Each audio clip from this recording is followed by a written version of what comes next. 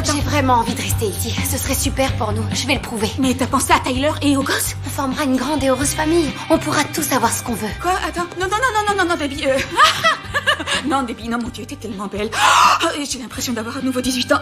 Debbie. Il y a quelque temps, Debbie a découvert qu'elle était enceinte, mais le père de l'enfant s'est enfui pour pouvoir élever l'enfant plus tard. Debbie a accepté la famille en voie d'éclatement que Frank lui a présenté. Et vous avez c'est quoi comme cancer? Non, j'accompagne ma femme, elle fait des séances de radiothérapie. Georges, lâche ta grande sœur. Vous en êtes où?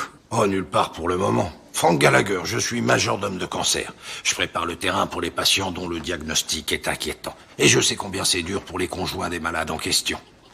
On vous aide pour les gosses? Quoi? Non, ils sont tous dans le Nebraska. Nounou? Assistante maternelle ou... On n'a pas les moyens, mais je me débrouille. Mais quand même, il faut que vous pensiez à vos enfants.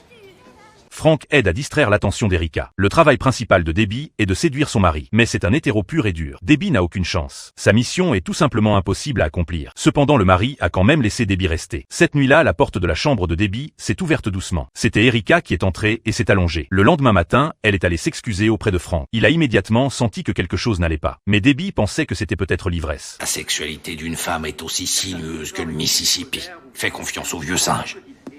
Elle est à fond sur toi. Il s'avère que Frank avait raison. Erika avait effectivement des vues sur Debbie. Elle n'arrêtait pas de sonder les intentions de Debbie. Debbie est devenue très confuse. Mais Frank pense que c'est une excellente opportunité. Il a reçu de mauvaises nouvelles de l'hôpital. L'état d'Erika s'est en fait amélioré. Si ça continue comme ça, Debbie sera renvoyée. Donc avant qu'Erika n'obtienne ses bons résultats, Debbie doit gagner son cœur au plus vite. Tout ça pour le bébé dans son ventre. Debbie n'a pas d'autre choix que d'exécuter le plan convenu avec Frank. Erika reçoit soudain un appel de l'hôpital. Frank sent immédiatement que quelque chose ne va pas. Il fait des signes pressants à Debbie pour qu'elle agisse vite. À ce moment, Erika sort de la pièce. Ah, Frank, j'ai beaucoup réfléchi à ça et devine quoi?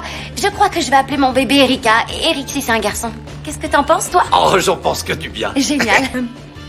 Erika apprend que son état s'est amélioré. Debbie ne peut que se préparer à être mise à la porte. Mais ce soir-là, Erika est revenue dormir avec Debbie. Elle dit qu'elle est trop excitée pour dormir. Puis elle a installé un lit de fortune sur le sol de la chambre de Debbie. Pour garder ce travail, Debbie est descendue discrètement du lit et s'est allongée à côté d'Erika.